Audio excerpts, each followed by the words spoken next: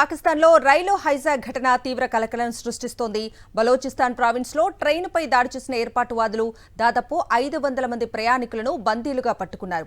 Jafar express Quetta నుంచి పెషావర్కు వెళ్తుండగా ఈ ఘటన చోటు చేసుకుంది. బలోచ్ లిబరేషన్ ఆర్మీ ఈ దాడికి బాధ్యత ప్రకటించుకుంది. తాము బందీలుగా తీసుకున్న వారిలో భద్రతా సిబ్బంది కూడా ఉన్నారని తెలిపింది. పక్కా ప్లానింగ్తో ఆ గ్రూప్ రైల్వే ట్రాక్ను పేల్చివేయడంతో రైలు నిలిచిపోయింది. వేర్పాటువాదులు వెంటనే రైలును తమ నియంత్రణలోకి తెచ్చుకున్నారు. ప్రయాణికులందరినీ బంధించారు. ఈ దాడిలో 6 మిలిటరీ సిబ్బంది మృతి చెందినట్లుగా బిఎల్ఏ వెల్లడించింది. బలోచిస్తాన్ విముక్తి కోసం పోరాడుతున్న బలోచ్ లిబరేషన్ ఆర్మీ పాక్లో వరుసగా దాడులకు పాల్పడుతోంది.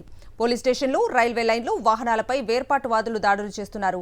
సాయుధులు ప్రధాన హైవేను స్తంభింపజేసి బస్సులో నుంచి ప్రయాణికులను కిందకు దించి వారి గుర్తింపు కార్డులను చూసి మరీ కాల్చి చంపిన ఘటనలు ఇటీవల చాలా జరిగాయి. బలోచ్ ప్రజల స్వయం నిర్ణయాధికారం, పాకిస్తాన్ నుంచి ప్రత్యేక ప్రాంత ఆవిర్భావాన్ని కోరుతూ బిఎల్ఏ పాక్ సైన్యంపై దాడులు చేస్తోంది. పాకిస్తాన్తో పాటు అమెరికా, యూకే బిఎల్ఏను ఉగ్ర సంస్థగా ప్రకటించాయి.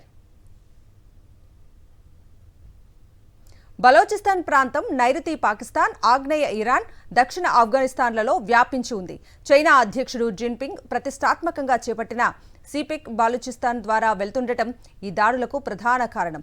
ఆర్థిక వృద్ధికి సిపెక్ తోడ్పడుతుందని పాకిస్తాన్ ప్రభుత్వం ఆశిస్తుండగా తమ ప్రాంత వనరులను కొల్లగొట్టడానికి ఇదొక ఎత్తుగడ అని స్థానికులు భావిస్తున్నారు. సిపెక్కు సంబంధించిన ప్రాజెక్టులు, సిబ్బందిపై, ముఖ్యంగా చైనీయులపై ఇటీవల దాడులు అధికమయ్యాయి. బలోచ్ వేర్పాటువాదాన్ని పాకిస్తాన్ ఉక్కుపాదంతో అణిచివేస్తుండటంతో పరిస్థితులు మరింత జటిలంగా మారుతున్నాయి.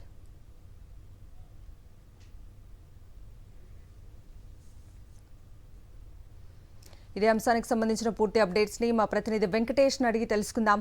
వెంకటేష్, పాకిస్తాన్ లో ఉగ్రవాదులు రైలును హైజాక్ చేశారు. దాదాపు 500 మంది ప్రయాణికులను బందీలుగా ప్రకటించారు. సో ఈ నేపథ్యంలో వారు ప్రధానంగా డిమాండ్ చేస్తుంది ఈ బలూచిస్తాన్ ప్రాంతాన్ని ప్రత్యేక ప్రాంతంగా, స్వతంత్ర ప్రాంతంగా ప్రకటించాలని వారు డిమాండ్ చేస్తున్నారు. గత 20 సంవత్సరాల నుంచి కూడా ఈ బలూచిస్తాన్ లిబరేషన్ ఆర్మీ పెద్ద ఎత్తున ఉగ్రవాద కార్యకలాపాలకు పాల్పడుతుంది. ఆ క్రమంలో భాగంగానే పెషావర్ వెళ్తున్నటువంటి జాఫర్ ఎక్స్ప్రెస్ పైన ఈ రోజు వేర్పాటువాదులు పెద్ద ఎత్తున దాడికి దిగారు. భారీ స్థాయిలో కాల్పులు జరిపారు. సో ఇప్పటి వరకు ఈ ఘటనలో దాదాపు 6 చనిపోయినట్టుగా సమాచారం వస్తుంది.